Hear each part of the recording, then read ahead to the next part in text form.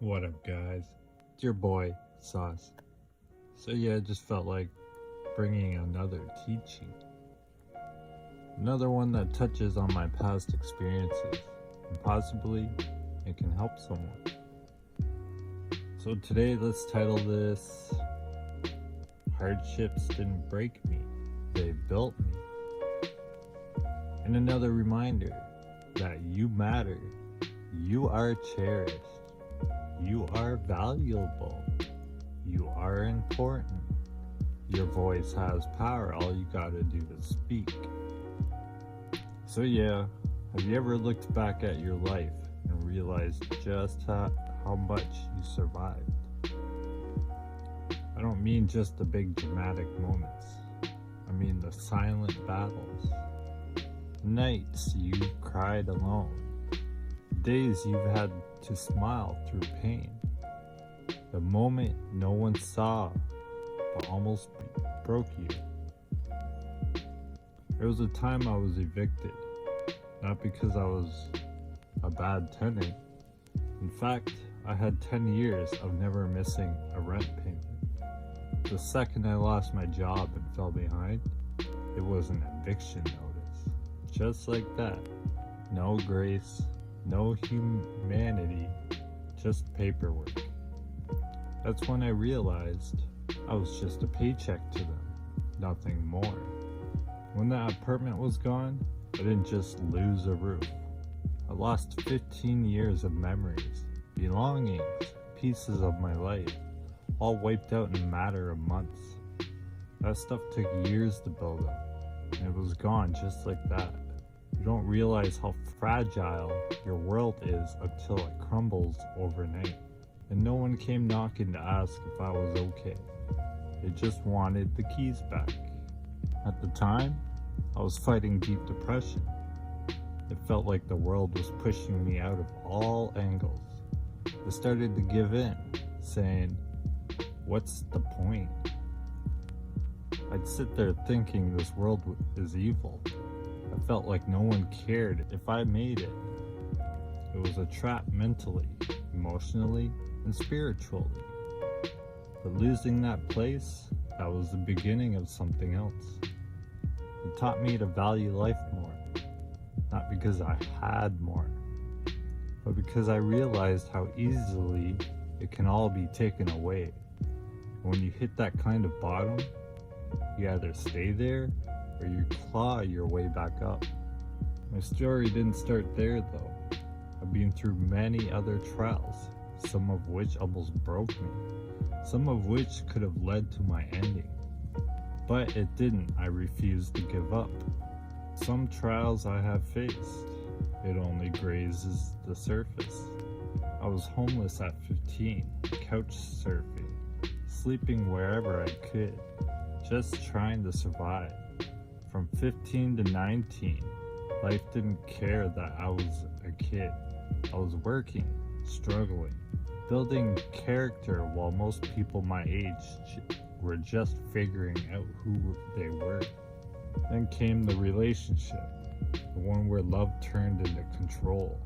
I was being financially drained by someone who didn't want a future, just a party life. And no matter how much I earned, it was never enough because it was never about building anything. It was about breaking me slowly, emotionally, and financially. I carried all of that, the instability, the abandonment, the depression, and somehow I'm still standing.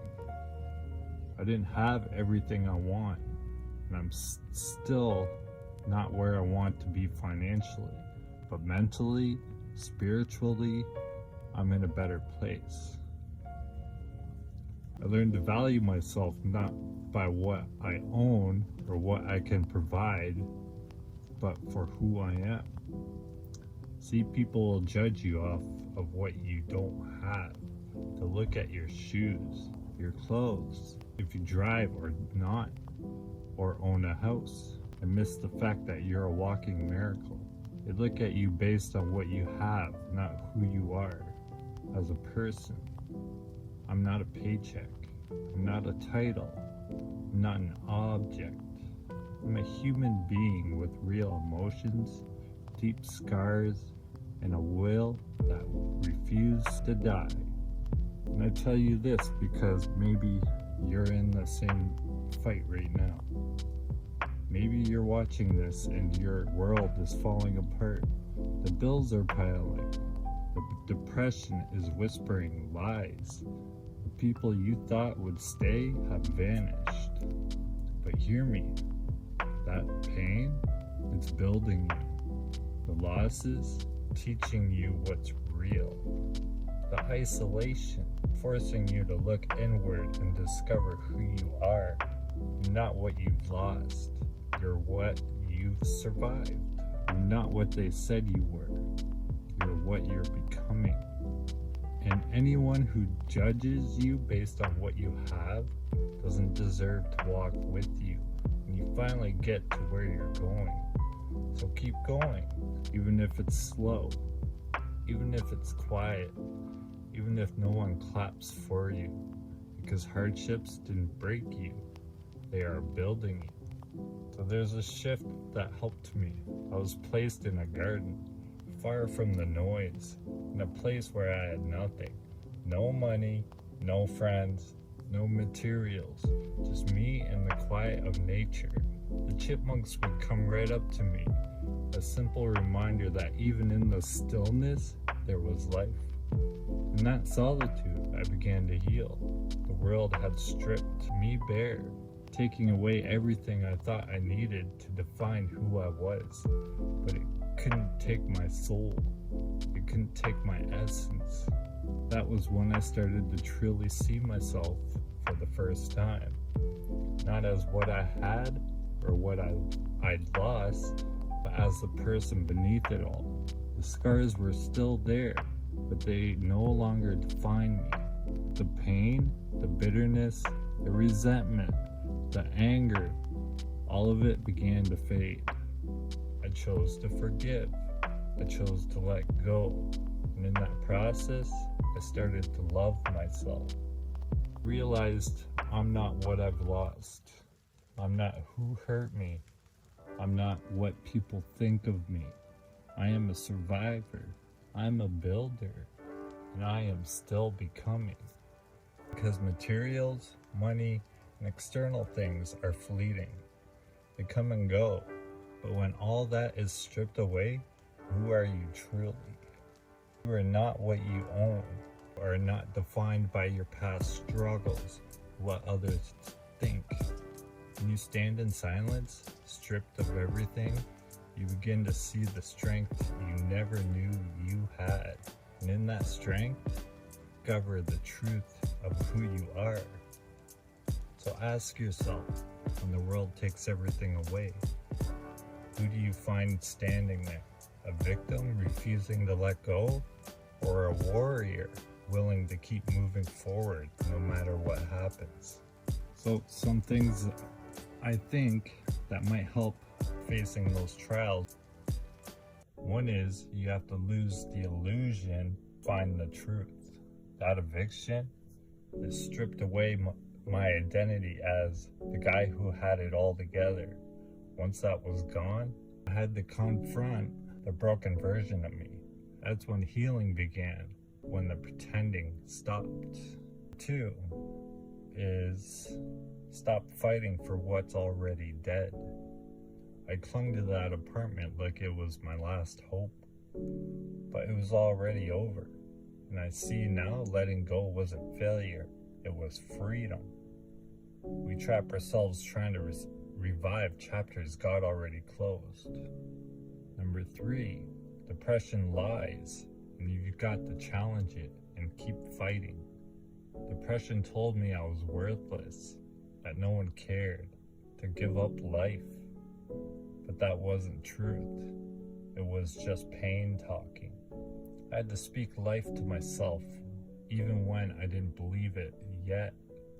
That's how I started healing. And 4, you are not what you've been through.